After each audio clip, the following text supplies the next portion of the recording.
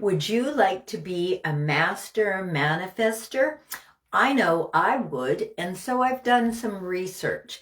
And what I found is that there's eight steps, eight steps to spiritual manifestation. So if you're interested in that, I've put the link to my ebook that I created so that any of us can manifest easily and have the life of our dreams. You know, my motto, my driving force is we're all here to live in bliss and anything else is BS.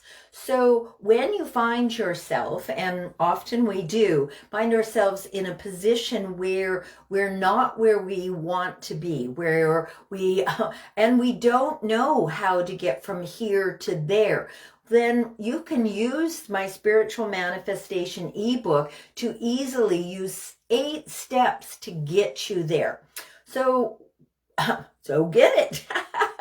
And here's the thing is life doesn't need to be difficult. Every day in every way you can get better and better. And it all starts with an attitude of gratitude. And, you know, I created Gratitude Genie. So if you want to know about that, put GG in the comments and I'll get you the information. So often we think our life is limited. It's limited by our beliefs. And we come up against those all the time. And it doesn't matter how long you've been following the spirit path or if you're following the spirit path. These things happen. We bump up against something and we go, well, that's not for me. That's for that person over there. I couldn't do that. I don't know how. So one of the things that we do is we learn helplessness. We learn, oh, I don't know. Therefore, we stall out and we don't keep moving forward. So, hey, Meg. So one of the things that you can do is that you can stop, look, and listen, and then move forward. What is it that's important in your life? Write those things down. You know, I talk about in my courses and in my workshops, I talk about the ability to have non-negotiables. I bet as a little kid, no one said to you, what's your non-negotiable about going to school? We weren't taught this. So as we go along in our life, we pick up tools to make our life easier so that we can live with more joy, more abundance, more love, more passion, and more integrity. So have you figured out what's important in your life? Do you know your non-negotiables? The other day I sat down and did mine again. And it turns out that across the board, no matter if I was looking at my work, whether I was looking at my body, whether I was looking at my future, there are some things that are constant in your non-negotiables. However, most of us don't take the time and the energy and the effort. We're out there living someone else's dream. Someone else has hired us to do what they think is important. What about you? What do you think is important in your life? Have you figured out your non-negotiables for your life? And when you sit down and take the time to look at that, now non-negotiable is the bottom line. This is okay, this is not okay. And as you do that, as you sit with yourself and you visualize your dream life, you know, I'm all about the dream life, pardon me, and I'm all about what does that look like for you? Because your dream life is going to be completely different than mine, than the person you're standing next to, the people on the bus with you across the street. We don't all have the same dream life. And most of us don't take the time to sit. We'll sit and talk with somebody else about their dream. You know, think about an interview process when you're looking for a job. You are looking to fulfill that person's dream, not your dream. I mean, your dream is there to support their dream. And maybe that's okay with you. And that's perfectly okay. If your dream is to be a support person, then be the best support person you can possibly be. But think about how you want it to craft. You know, I'm coming up on I'm coming up on a couple of anniversaries. One of them is 27 years since I quit my soul-sucking day job. Now, when I look back and I think about and I watch other people who over that course of time have committed to doing, showing up for someone else and supporting their dream, I'm often curious that I didn't do that. My dream is more important to me than being there for someone else's dream. That might not be so for you. Hey, Robert, good to see you. Thank you for showing up. So what is your dream? And then think about your non-negotiables. You know, maybe your non-negotiable, for me, my non-negotiable was not getting up at 6 o'clock in the morning to go somewhere and support someone else's dream. My dream, my aspiration, my spiritual manifestation is to stand, and I'll tell you how it came about. My mother told me, Sheila, be a shepherd. Don't be a sheep. Anyone can be a sheep. And so with that inspiration, I started to follow a path of being a leader.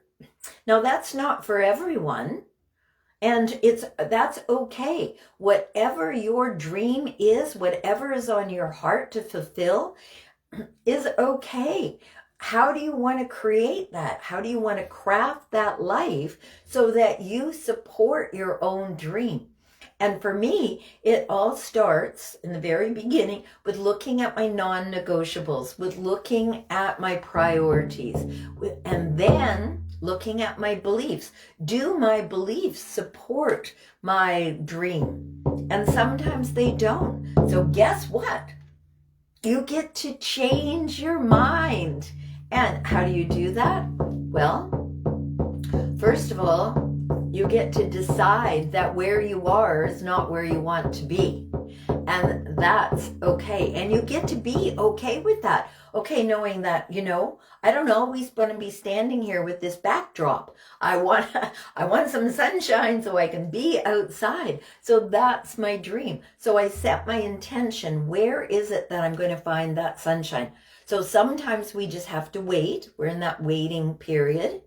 And then we can take action. In the waiting, what you get the possibility to do is to create a visualization. So there's been studies done, and I've talked about this for a long, long time. As a student nurse, back in 1965, I learned and I knew that visualizing healing was helping people heal. Back surgeries, you were laying flat, either on your nose or on your back for 3 months. So those folks, we taught them how to visualize using their muscles. And it turns out that these studies show that 3 studies, one did nothing, the others visualized, and the other ones practiced a physical practice. And we're talking shooting hoops. Okay, so the folks who did nothing and the folks who visualized and the folks who actually did it, which ones do you think actually improved the most? So just take a moment. Which ones do you think improved the most? Most folks will say the folks who did the action, but that isn't the truth. The truth is the folks who did the visualizing, they improved more than the folks who were out there dribbling and shooting and dribbling and shooting. So what if you combine those two things? You combine the visualizing. You've got a destination, you know where you want to be, you know where you are. So the map through, you need a guide and you need a tool. So I'd like to be your guide and I'd like to show you the tools. The tools for me are shamanic journeying. So when I find, I'm not where I want to be, I set an intention and I do a journey with a constant rhythmic drum beat. So that then it's not another person guiding. It's not another person saying to me, you've got to do this. It's my guides. And they show me, they literally show me how to get from here to there. And if you've been watching me, you know that I've got around, I've lost, and I've regained. And so you're not stuck. You're temporarily on pause. So spiritual manifestation, what I did is I did some research and I worked on myself first. And I found that there's 8 steps to spiritual manifestation.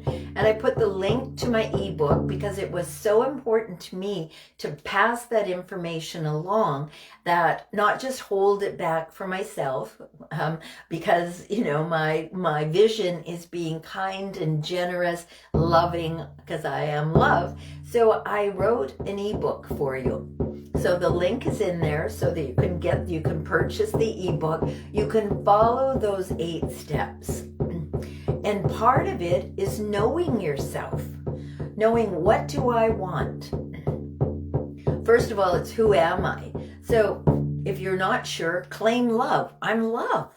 And then out of that, every act that you do comes from love. And once you do that, then the next step, and they can be integrated together as love. What do I want? What are my desires? And then once I figure that out, then I go, who am I here to serve? Because we all serve someone. You know, so if you are, I call it being a worker bee. So if you're a worker bee, you're serving someone else's dream. And that's a beautiful thing.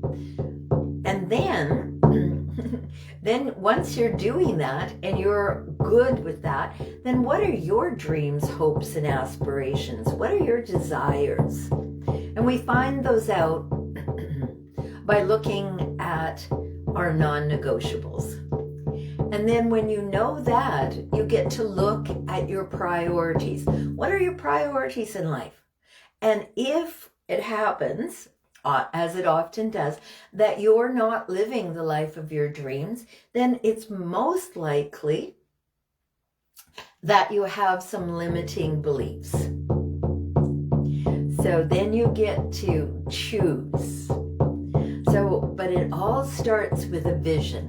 So what's your vision for your life? And we'll just take a moment to drum some love as you integrate this, as you think about this, as you take this into your heart. It all starts with knowing yourself. It's hard to have a vision for your life if you don't know who you are. It's hard to move forward if you don't know what you desire. And you're not going to serve anybody if you haven't got those figured out. You'll do the work, but is it supporting your dream? So how can we live a life of our dreams?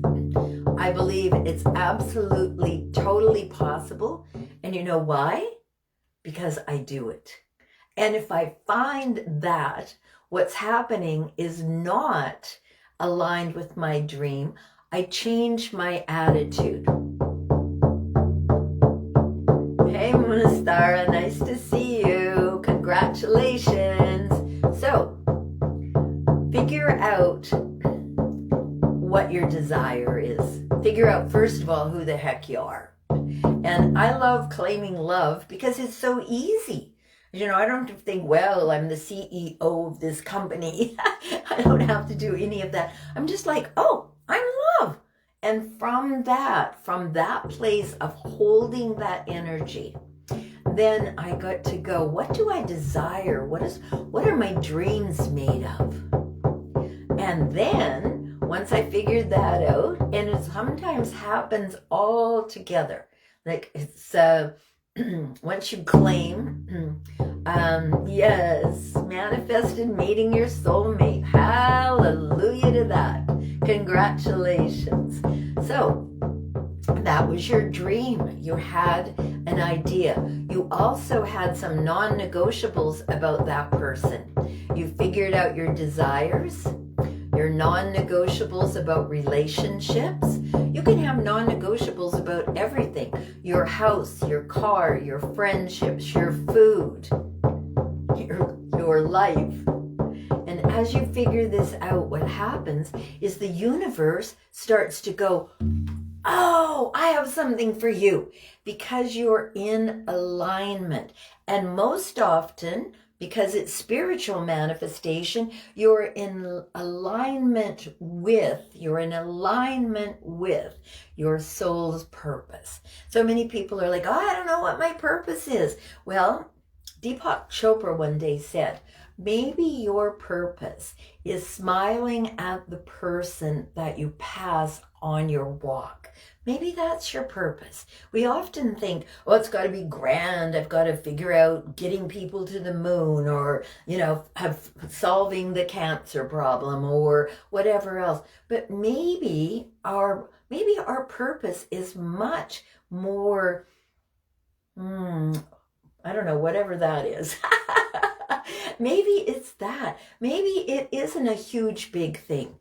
And you know what? It's okay for us all to have different purposes. If we all had the same purpose, if we were all like, well, I'm going to make the best peanut butter, and everybody is making the best peanut butter, think about it. All those other things get dropped away. So figure out, first of all, oh, thank you. Yay. See how easy that is? I'm drumming away. I'm talking to you about alignment, and someone loves me and my work. Oh my God, that just touches my heart so deeply, because that's my purpose. I came to help others manifest their dreams. Now, if you've been following me for a while, I've had a wacky little bunch of stuff going on, but that didn't turn me bitter. It didn't turn me angry. What it did is it allowed me a sense of freedom that most people don't have.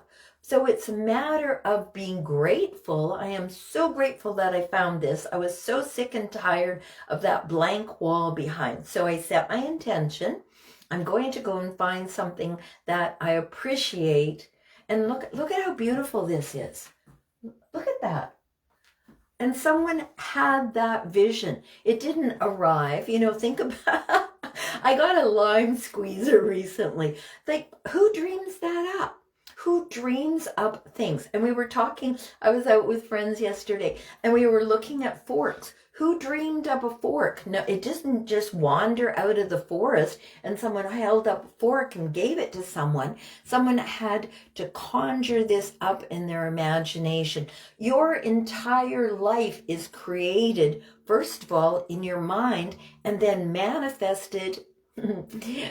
Get my spiritual manifestation ebook, and then manifested in the physical world, because we're spiritual beings having a physical experience. So what are your manifestations? What are your desires? Know who you are, and then figure out who it is that you're here to serve. The more we do that, then the more that we are in direct alignment with our soul's purpose. And lean in for a second. Your purpose isn't just one thing. And as a matter of fact, it can change by the next day. So if you get attached to have to do this, I've got to be this, I've got to be an author, I've got to make $1 million being an author, then what happens is you're going to miss other possibilities. So let's drum up some love. So here's the thing. I say that. Here's the deal. So here's the deal. First of all, there's a desire. And then once the desire is embraced, remember I put it in your heart. Put that desire in your heart. Maybe you want to be a race car driver. Put that in your heart.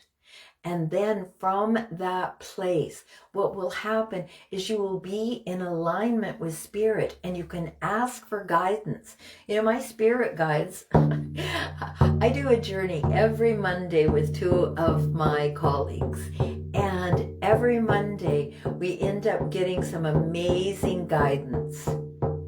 And sometimes, well, actually, almost always, we get some action steps. And the beautiful part about that, the beautiful part about having spiritual guidance, is that you get to actually do something. This is why almost 27 years ago, in August, it'll be 27 years since I quit my soul-sucking day job. I was a psychotherapist, and my clients were not getting benefit from what we were doing. And so I decided to take a step back from that, knowing that spirit guides us when we're open and available. So I learned how to teach the shamanic journey. First of all, I became very proficient for myself, and then I learned how to teach it because I feel like it is one of the most powerful therapeutic tools I have ever found. And I think it's important for us to reconnect with the divine, however you see the divine. I have no biases about that. It doesn't matter to me, however it comes for you. So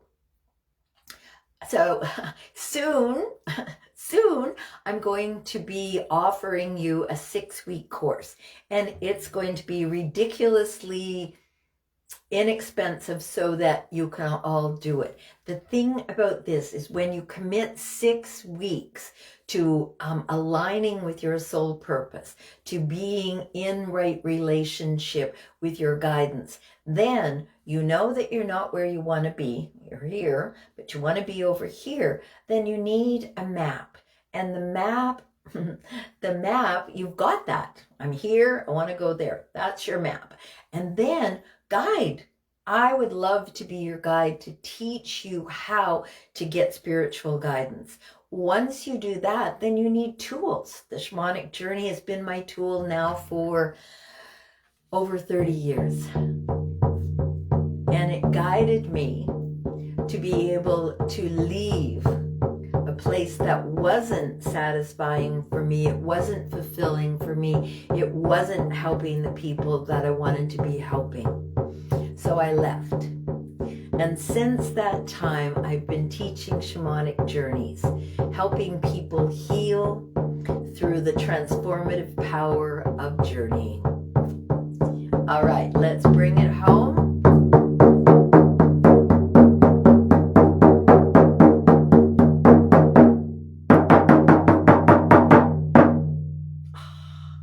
Okay, so let's give away some love so we can get some. Because you know, one of my things is that what I put out into the universe comes back to me 3 to 10 times.